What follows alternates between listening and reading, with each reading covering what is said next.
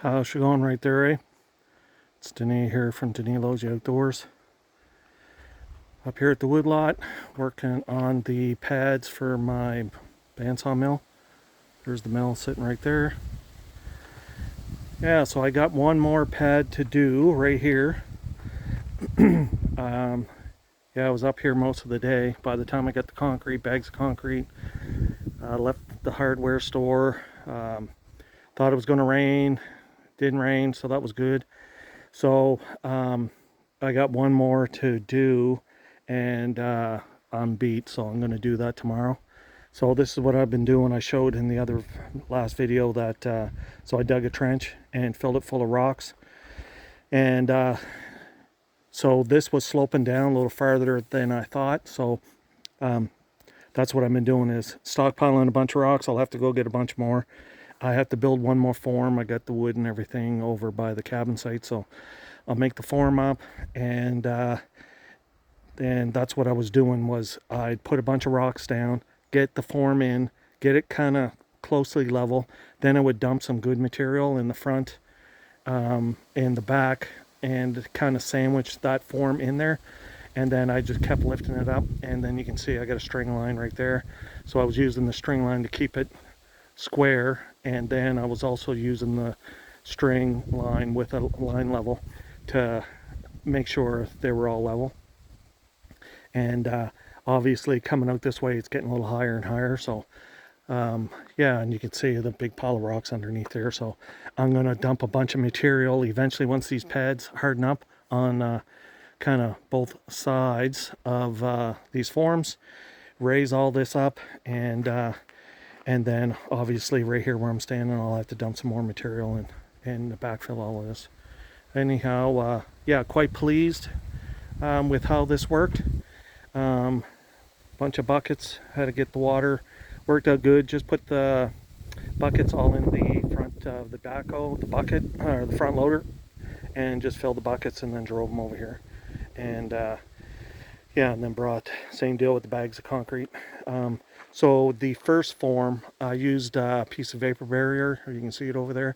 And then once I had some empty bags, what I did is I just used the cardboard bags or the paper bags in the bottom of each form, and to kind of hold the concrete so it wouldn't kind of all wash out.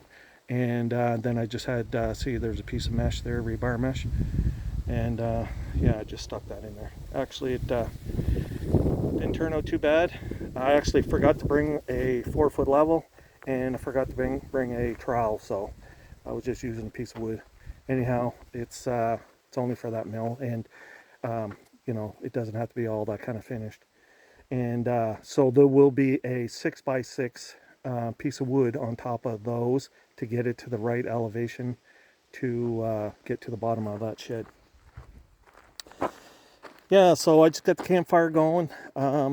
Like I said, it's getting a little late, and I'm beat. Actually, my back's just killing me, and I'm up here by myself. Yeah, the wife's working again tonight, so I thought I'd get up here, get those forms done, and I'm gonna have to unload those somehow tomorrow. Put them in the, well, I'm gonna take the forks and pick those up and then put them in that shed. So this evening, what we got going on here is right now I got some potatoes and onions, I believe, and peppers the wife made up for me. So they're just kind of doing those first.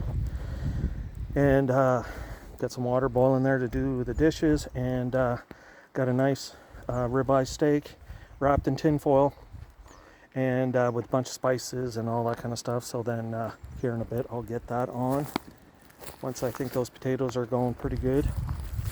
Get out of the smoke. Little breezy, which is good in a way because kept the bugs down. There was no bugs anyway today, and it was nice. Kept everything cool, so I wasn't dying of heat or going into heat stroke or anything. Yeah.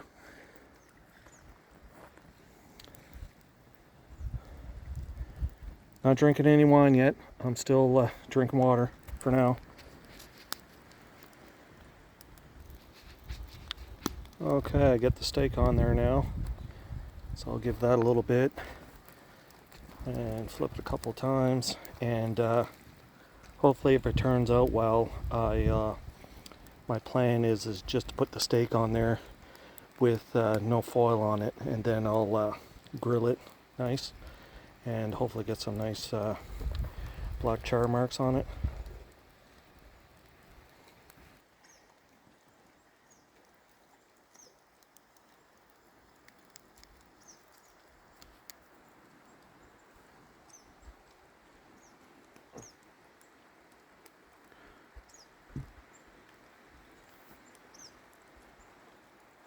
See the sun just starting to set on the other side of the mountain. Looks like it's going to be a nice evening.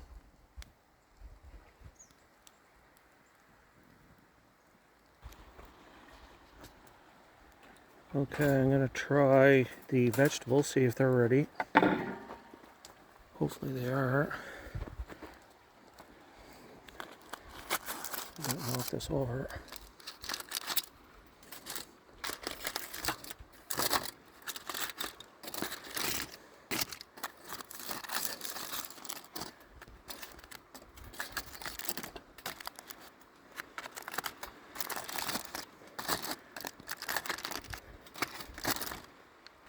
Oh yeah, nice and tender. Okay, that's good.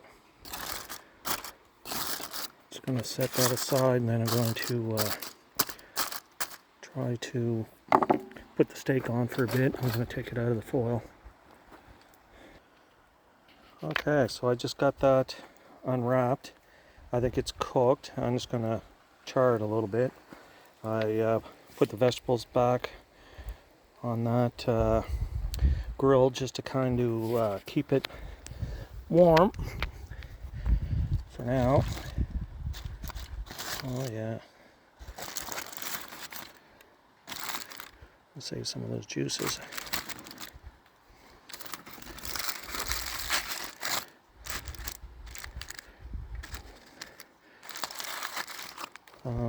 I can't remember the kind of rub that we have on there for the steak right now, but the vegetables had polite pig rub that we got in Florida the last time we were down there. It's actually kind of nice. I'm going to put this down one more slot here. Kind of hard to do this while I'm videoing.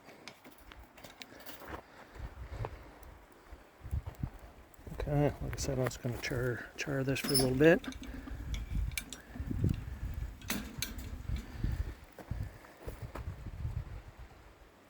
Just give that a few minutes. Yeah, get the lights on. Lights are on over here too, onto this little shack for now. You can't really tell because it's still light out.